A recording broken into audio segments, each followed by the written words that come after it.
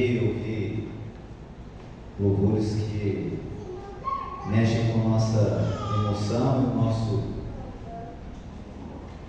nosso conhecimento diante de Deus. Mais um domingo, né?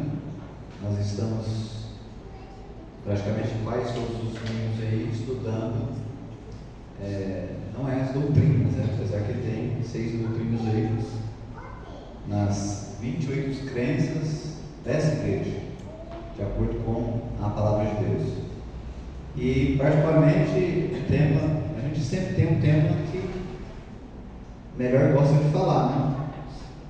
E o tema de hoje, eu gosto mais desse tema, é um dos meus preferidos, né? Falar sobre a vida, morte e ressurreição de Jesus. Se pegarmos a Bíblia e realmente estudarmos ela profundamente, estudar passo a passo, nós vamos ver de Gênesis a Apocalipse o plano da salvação, o desejo de Deus em salvar. E no ministério de Jesus, na sua vida, na sua morte, na ressurreição, nós vemos totalmente esse plano. Tenho certeza que Deus vai tocar no seu coração hoje, porque aqui está somente um instrumento, mas a palavra é de quem? A palavra do nosso Deus. Eu convido você, do jeito que você está, para nós orarmos mais uma vez. Feche os seus olhos. Querido Deus, amado Pai, graças te damos, louvamos e agradecemos o teu nome, Senhor, porque só o Senhor é Deus. Te damos graças pela tua misericórdia, a tua compaixão, o teu amor para conosco, o plano da salvação. Obrigado porque nós estamos aqui. Se estamos aqui é porque o Senhor tem um interesse profundo, Senhor, em falar conosco, em transformar a nossa vida. Então, perdoe-nos, toca nosso coração, a nossa vida, nos transforma em nome de Jesus. Amém. Vou fazer um teste aqui. Se esse aqui ainda está funcionando, vamos ver. Está funcionando. A salvadora graça de Deus.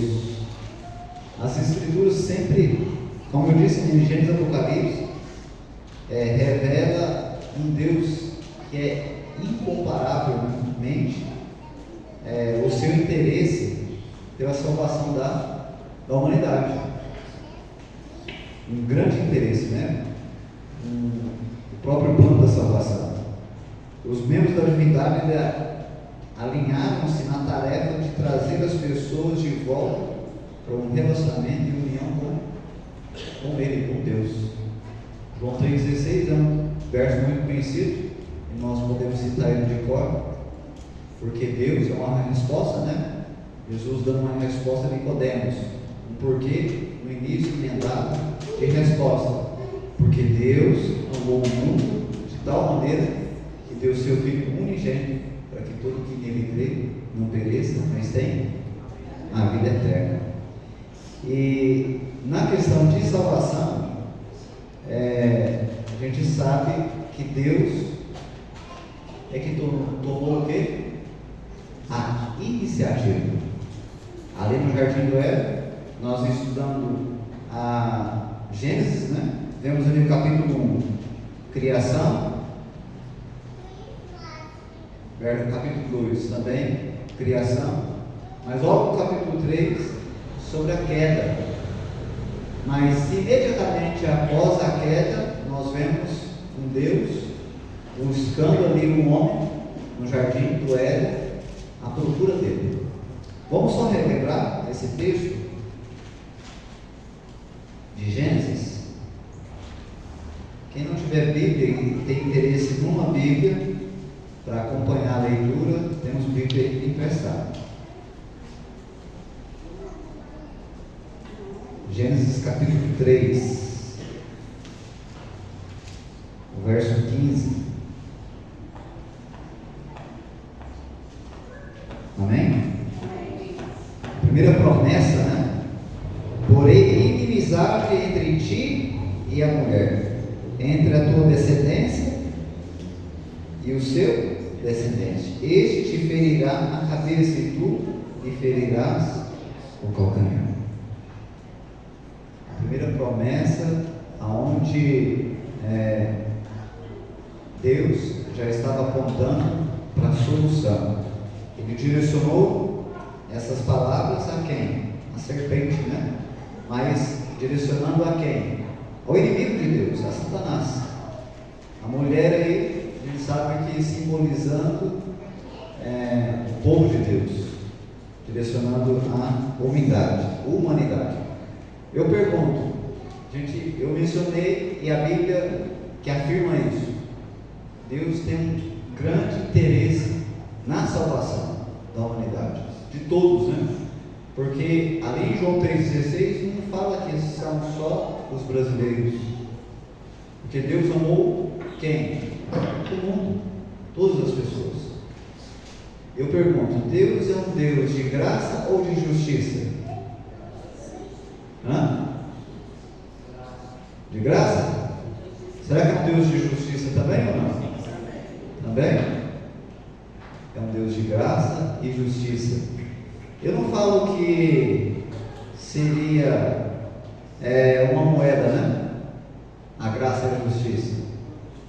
Porque se a gente joga, ou é graça, ou não, é justiça. Eu falaria que é um elo, uma corrente, né? Graça e justiça são juntos. Até o texto aí diz: o caráter de Deus revela um inigualável mestre de graça e justiça, uma plena disposição de perdoar, com decidida indisposição. Olha só, uma decidida indisposição de o quê? De ignorar a culpa. Somente na pessoa de Cristo é que podemos compreender como essas qualidades de caráter podem ser reconciliadas uma com a outra. Então, o nosso Deus, o caráter de Deus é graça e justiça. E é necessário a gente compreender mais sobre esse tema. Perdoar ou punir? Abre aí, Jeremias 5.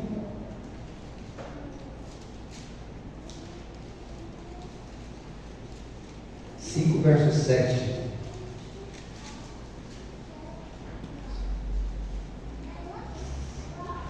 Salmos, Provérbios. 5, 7. Isso, Jeremias, capítulo 5.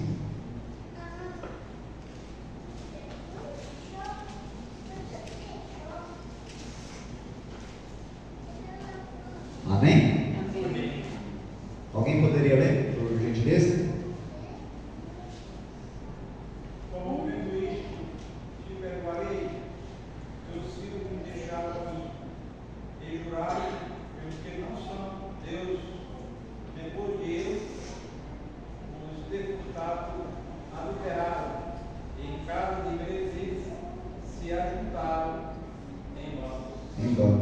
O próprio Deus fala assim: como eu vou perdoar? É interessante que, embora Deus, até o texto diz, embora que Deus seja misericordioso, Deus não pode perdoar aqueles que permanecem no pecado. É impossível perdoar aquele que continua no pecado. A gente sabe que existe várias denominações, e é uma estratégia de Satanás. E a gente sabe que existe algumas denominações, não, nós vivemos na graça. Então, vivo na graça, posso viver do jeito que eu quero. E eles querem principalmente alguns mandamentos que eles acham que não tem nada a ver, né? Que não tem problema. Como perdoar aquele que permanece no pecado? O próprio Deus diz. Se você voltar um pouquinho antes de Jeremias, você vai estar em Isaías. Antes de Jeremias, Isaías 55. Aqui está o verso 7, Mas vamos ver o verso 6, a partir do verso 6. Eu uso muito esse verso aí, eu acredito que alguns usam também como apelo. O verso 6 diz assim, ó: buscar, amém? Achou? Amém. Buscai o Senhor enquanto se pode achar, invocai enquanto está perto. Deixe o perverso o seu caminho, o inimigo os seus pensamentos. Converta-se ao Senhor, que se compadecerá dele, e volte para o nosso Deus, porque é rico em perdoar. Mas o verso 8, vamos ver o verso 8 também. Diz assim, ó: porque os meus pensamentos não são os vossos pensamentos, nem os vossos caminhos os meus caminhos, diz o Senhor. Vamos ver o verso 9. Porque assim como os céus são mais altos do que a terra, assim são os meus caminhos mais altos do que os vossos caminhos, e os meus pensamentos mais altos que os vossos pensamentos.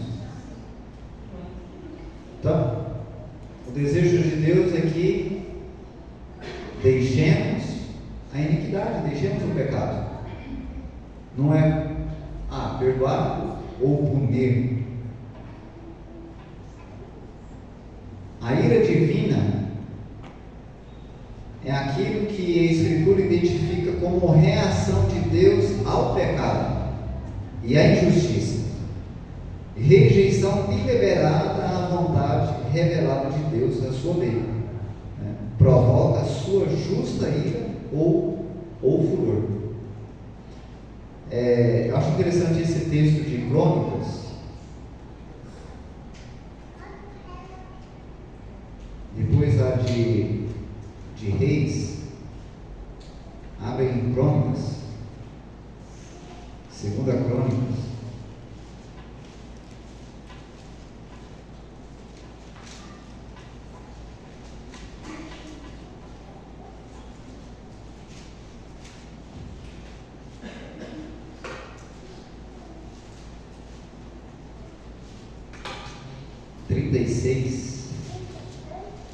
O verso 16.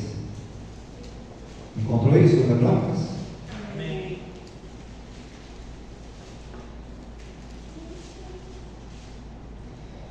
Verso 16 de Segunda Crônicas 36. Eles, porém, zombavam dos mensageiros, desprezavam as palavras de Deus e mofavam, na minha frase, mofavam dos seus profetas, até que subiu a ira do Senhor contra o seu povo, e não houve remédio algum. Eu não sei se na sua Bíblia ele fala caçoavam, debochavam, né? Que debochavam, tem alguma aí diferente, alguma tradução diferente? Não? Zombaram, né? Mofavam, né? Caçoar, rir, né? Debochar. Eles, porém, zombavam dos mensageiros, né? E nós temos um grande mensageiro que é a própria palavra de Deus. Deus usava os profetas para comunicar a sua vontade ao povo, e nós temos um grande profeta no nosso dia a dia para nós ouvirmos as orientações de nosso Deus, que é a palavra de Deus. Até mesmo a resposta humana ao oferecimento de salvação que Deus lhe faz não provém do próprio homem, mas está sediada em Deus. Nossa fé não é mais que um dom de Deus. O mesmo ocorre com o nosso arrependimento. Se eu estou aqui na igreja, não é porque Deus um dia mas olha, um cara legal, tá bonzinho, o cara não deve ninguém, não faz mal a ninguém, o cara não bebe, não fuma, né? Não bagunça com a vida, né? Esse cara que merece estar lá na minha igreja, vou trazer para a igreja. Não tem, não é por mim, é pelo nosso Deus maravilhoso que nós estamos aqui. Não existe uma pontinha de pontos, né? Vamos montar um pontinho. Não, é só por Deus, não é por mérito, não é porque existe algo de bom em nós. Até o nosso próprio arrependimento é Deus que é o autor. E se hoje você está aqui, não é mérito seu, é mérito de Deus. Vamos falar um méritozinho aqui. Você disse sim, né? De estar aqui hoje. Você disse sim. Mas esse sim é por causa da vontade de Deus. O Ministério da Reconciliação em Cristo, né? As boas novas são que Deus estava em Cristo reconciliando consigo o mundo. 2 Coríntios 5,19. Essa reconciliação restaura o relacionamento entre Deus e a raça humana. E foi Deus que tomou a iniciativa de restaurar as relações interrompidas entre a humanidade e Ele próprio.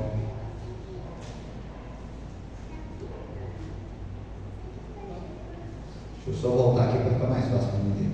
Muitos cristãos limitam o significativo do termo expiação exclusivamente aos efeitos redentores da experiência de Cristo manifestados pela encarnação, sofrimento e morte.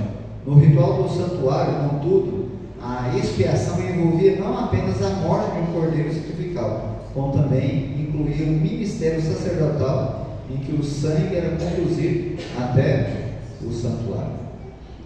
Irmãos, e eu vou dizer uma coisa aqui para vocês, porque eu mencionei outras denominações e falando sobre que eles interpretam errado essa questão de graça e justiça, né? Menciona que o Deus do Antigo Testamento é diferente do Novo Testamento, que é a nova aliança, agora é pela graça, não pela lei, né? Não pelo julgamento. Nós podemos dizer que somos únicos que compreendemos e entendemos sobre o santuário.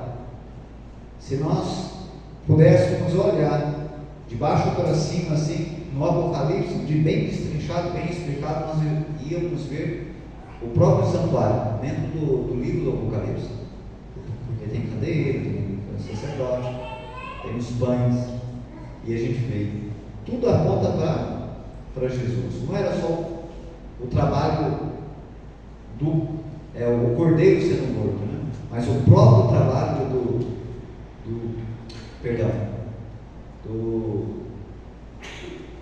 me fugiu aqui, perdão. Do ministro lá me ajuda aí, sacerdote, o sumo sacerdote, perdão, tem um nome aqui, que quase não sai, o sumo sacerdote. E nós temos um sumo sacerdote agora ao lado do Pai. E a gente não vai entrar nesse detalhe. O sacrifício expiatório de Cristo foi o ponto da mudança no relacionamento entre Deus e a humanidade. Embora ainda permaneça um registro dos pecados das pessoas como resultado da reconciliação, Deus não mais considera esses pecados contra os seus praticantes. O registro ainda está lá, mas Deus está aqui, se foi perdoado, foi perdoado. É claro que haverá uma purificação depois dos 1000 anos, né? Jesus vai voltar, vamos passar 1000 anos, parte da eternidade, né? no céu, haverá uma purificação.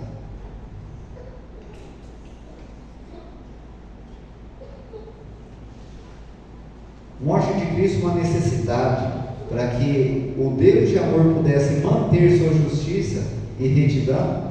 A morte expiatória de Jesus Cristo tornou-se uma necessidade moral e legal. Portanto, a cruz é uma demonstração tanto de misericórdia quanto também de justiça de Deus. Isso a gente precisa entender a gravidade do que aconteceu no céu. Ali, o anjo de luz que se revoltou contra Deus, se rebelou contra Deus. A terça parte dos anjos que veio por influência dele, porque deixaram de acreditar na graça, na justiça e na misericórdia do próprio Criador.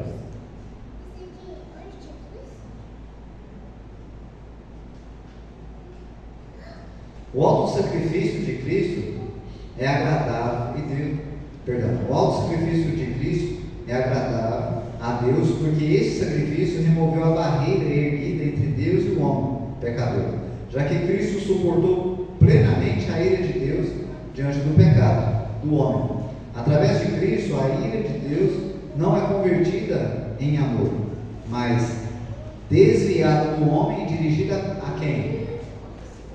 A si mesmo. Isso que nós precisamos sempre ter em mente. A ira de Deus, ela não é desviada, claro, é desviada do homem, né? Pensar, vamos esquecer isso aqui. Quem sofre as consequências é quem? É o nosso Salvador, é o próprio Deus. Tudo caiu sobre ele, tudo caiu sobre a divindade. Responsabilidade vicária pelo pecador, um importante conceito no plano da salvação. Os pecados e culpas que não macularam podem ser transferidos para aquele que suporta os nossos pecados, tornando-os o quê? Tornando-os puros. E qual que é a função do sangue? O sangue desempenha papel central nos sacrifícios expiatórios dos rituais do santuário. O Novo Testamento revela que as cerimônias do Antigo Testamento, que tinham como objetivo obter perdão, purificação e reconciliação através do sangue substituinte, foram cumpridas por intermédio do sangue expiatório de Jesus, de Cristo, sacrifício no Calvário. Através de Jesus, que testificou quanto a si próprio não haver vínculo para ser servido, mas para servir e dar a sua vida a resgate por muitos. Deus comprou a igreja com o seu próprio sangue. Vamos abrir esse aí, Atos, Novo Testamento.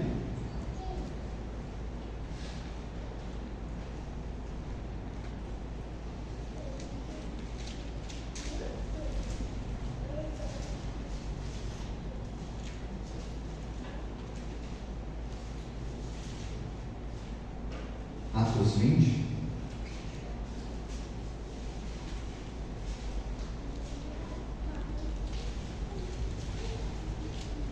Verso 28.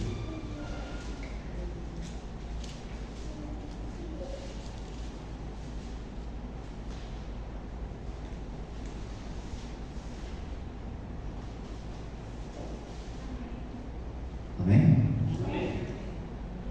Atendei por vós e por todo o rebanho sobre o qual o Espírito Santo vos constituiu bispos, para pastoreardes a igreja de Deus, a qual ele comprou com o seu próprio sangue.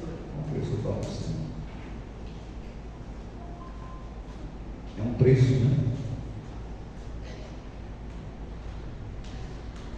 Sem Cristo nós não temos valor, mas ao lado dele valemos o seu precioso sangue. Mesmo que esses que vão se perder, e a Bíblia diz que os que vão se perder é incontáveis, foi pelo sangue de Cristo, foi comprados pelo sangue de Cristo, um alto preço. Foi o ponto de mudança no relacionamento entre Deus e a humanidade. Embora ainda permaneça um registro dos pecados das pessoas como resultado da reconciliação, Deus não mais considera esses pecados como os seus praticantes. Olha que graça! É o nosso Deus de graça, é o nosso Deus de justiça. Só que essa justiça, ela não vem, a gente sabe que não vem de nós mesmos, né? É a própria justiça de Cristo. E o que é conseguido, né, através desse resgate? A morte de Cristo ratificou a propriedade de Deus sobre a humanidade.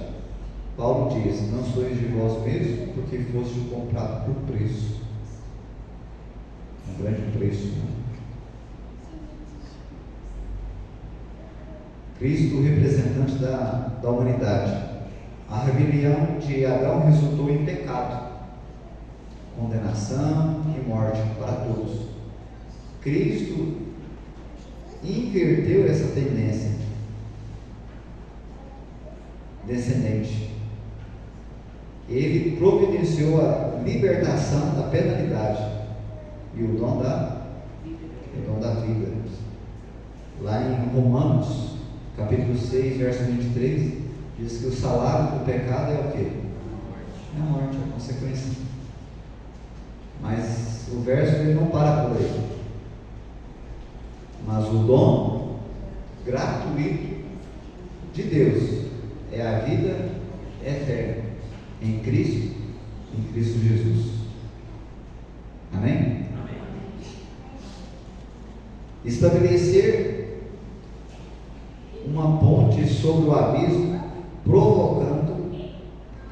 provocado pela transgressão custou a vida de Cristo, bem como a sua morte. Ambas, vida e morte, são necessárias e contribuem para a nossa salvação. Irmãos, você já parou para analisar isso, pensar? Que o Criador, eu não vou parar aqui e começar questionamentos, de onde que Deus existe, como que surgiu, são três, mas é um só, três, não parem para bitolar essas coisas na mente. São três deuses distintos, né? Com um único propósito, amor. São diferentes, é claro, são diferentes, mas são três deuses maravilhosos. E aquele Deus que colocou as mãos no barro, moldou o ser humano, decidiu criar uma raça humana, a sua imagem e semelhança, toma a decisão de tornar-se um como nós, de carne humana, né? Com mesmos sentimentos, mesmas necessidades, não na figura decaída, né? Ele veio com Adão antes do pecado e toma a decisão de dar a própria vida, de passar o que passou. Às vezes eu paro e penso assim em algumas necessidades físicas que nós temos. Por exemplo, comer, né? Comer é uma necessidade física, né? Tem muita gente que come muito, uns comem mais pouco, mas passou da hora de comer e está passando muito da hora, não sei você, mas começa a dar um estresse, né? Nervoso, uma angústia. E eu já vi muita gente ficar transformado, assim, é uma outra pessoa. Passa a hora de comer e ficar sem educação, com falta de tudo. E o nosso próprio Deus, ele passou fome, passou por sede. Agora vamos para a parte física, né? Espancado, esmurrado, humilhado, né? Eu não sei se você já foi humilhado alguma vez. Alguém chegou e te humilhou. É um sentimento ruim, né? Se alguém já veio e realmente te machucou fisicamente, e não sei como é que foi sua reação, mas a Bíblia diz que ele foi como ovelha muda e não abriu a boca.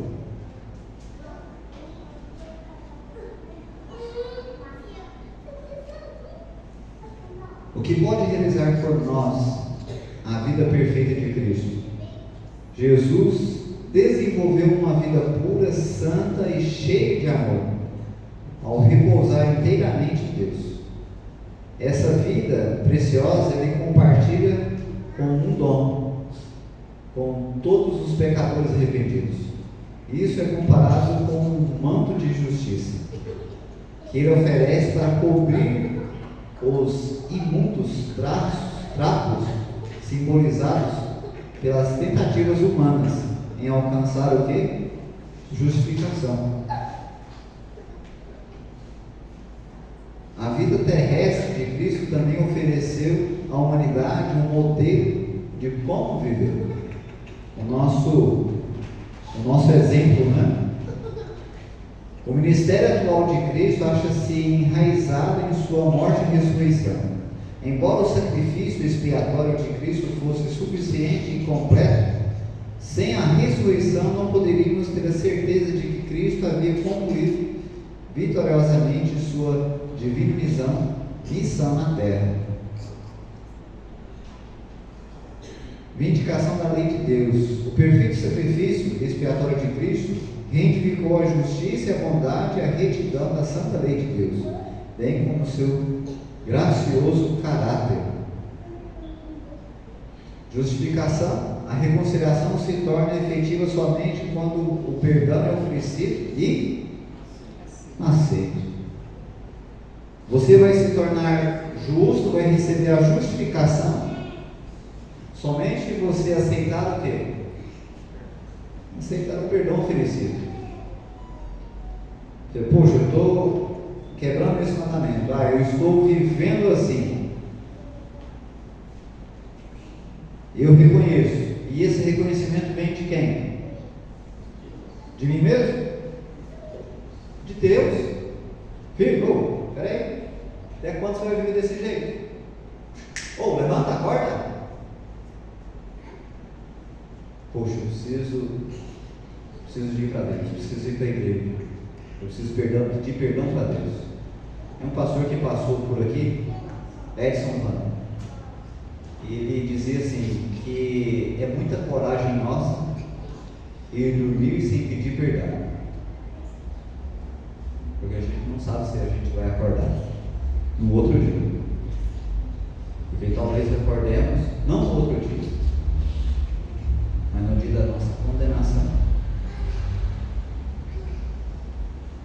O divino ministério de reconciliação revela a futilidade dos nossos esforços humanos, no sentido de obter a salvação por intermédio das obras da lei. Então é impossível. É impossível. E a gente não pode também pensar, não, Deus me ama, Deus é muito bom, eu sou uma boa pessoa, Ele não vai importar de eu estar quebrando esse mandamento. Ou não deve importar de eu estar vivendo assim, porque é um Deus de amor. Não compete com o nosso Deus de graça e justiça. O resultado do ministério salvador de Cristo, novo relacionamento com Deus. Ocorre um novo relacionamento entre Deus e o pecador arrependido. Trata-se de um companheirismo baseado no amor e na admiração, em vez de ser fruto de temor e obrigação. A partir do momento que você entende, compreende que esse Deus de amor te ama de forma incondicional, e é só você olhar para a cruz, por todos os esforços, e você deparar com um texto que diz assim, Ele é fiel e justo para nos perdoar e nos purificar. Mas nós precisamos confessar, precisamos ir a Ele. E não tem como não ter um relacionamento com esse Deus sem Bíblia e sem oração. A partir do momento que nós voltamos para a Bíblia e para a oração, nos relacionamentos com Ele, vai criar essa amizade.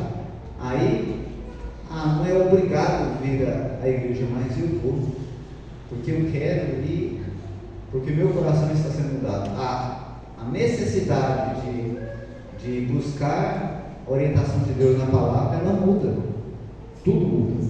Eu lembro, e vai ser bem rápido, a gente está no finalzinho, vamos para a última lâmina. Eu lembro que quando eu comecei a estudar a Bíblia, e quando eu descobri o sábado foi o primeiro ponto que eu descobri. Falei, misericórdia, o que eu vou fazer? Como é que eu guardo isso? Né? Foi a primeira coisa que eu descobri. casa e falei assim, bom, eu não posso fazer nada, né? Que não entendia. Sabia que o sábado era um dia santo, né? Mas não entendi por completo. E o sábado vai passar. O sábado cumprido, gente.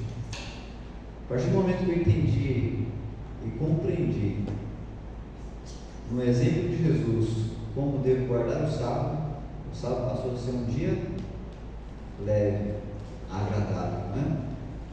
Era dia de sexta-feira, eu falava assim, opa, peraí, não se põe agora não. Dia de sábado, eu falei assim, meu Deus do céu, Senhor, não vai acabar não o sábado? Era quase isso, usando só uma linguagem aqui. Mas chega sexta-feira, que bom que chegou o sábado. Eu vou para a igreja, aí é aventureiro, né? Aí é visita, aí é estudo bíblico. É um tempo a mais com Deus.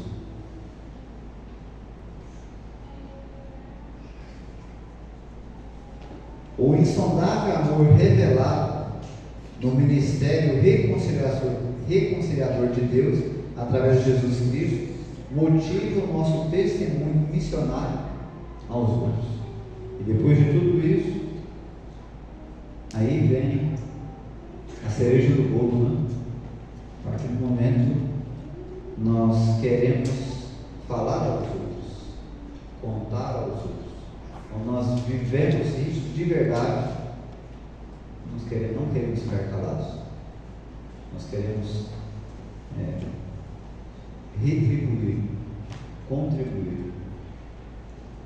Você não merece, você merece o perdão de Deus, merece a reconciliação de Deus, porque Ele deu a vida por você.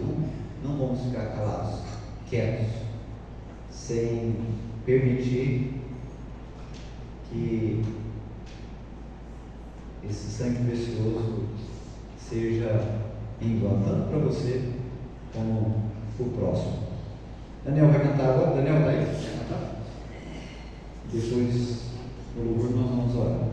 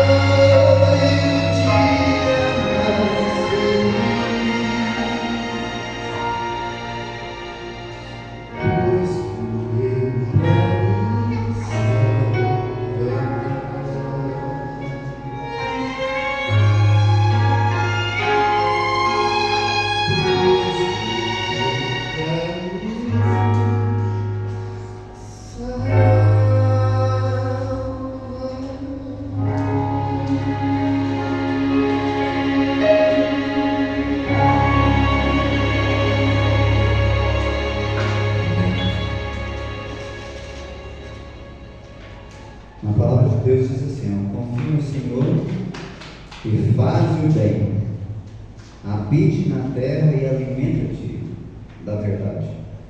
Busque no Senhor a sua alegria, e Ele lhe dará os desejos do teu coração.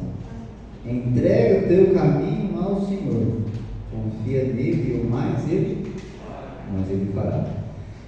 Querido Deus, amado Pai, graças te damos, louvamos, Pai, e exaltamos a Ti, Senhor, porque só o Senhor é Deus, e é um Deus de amor, um Deus misericordioso, um Deus tardio e grato, um Deus benigno, que não nos trata conforme os nossos pecados, mas a Tua graça, a Tua misericórdia sempre nos alcança.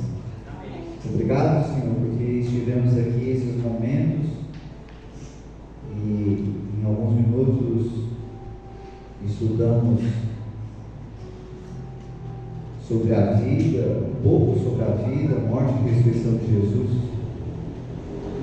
Esse Deus maravilhoso que nos criou e nos deu também a redenção e nos reconciliou, trazendo-nos de volta para um relacionamento entre nós e a divindade. Obrigado, Pai. Obrigado, Senhor. Perdoe os nossos pecados. E ao retornar para casa, voltemos em segurança e proteção, com o pensamento voltado no que Jesus fez por nós, o que o céu fez por nós, o que faz por nós, com disposição de perdoar, esquecer, lançar fora os nossos pecados e nos dar uma vida de graça, de alegria, de fé, não só aqui, mas uma vida eterna no porvir. O desejo que o Senhor colocou em nosso coração de viver eternamente, que o Santo Espírito sempre nos relembra. E queremos para essa vida eterna. Mas sabemos que por nós mesmos não conseguimos. Não é possível. Por favor, Senhor, continue nos salvando, guiando, nos chamando, nos buscando, sempre. Em nome de Jesus.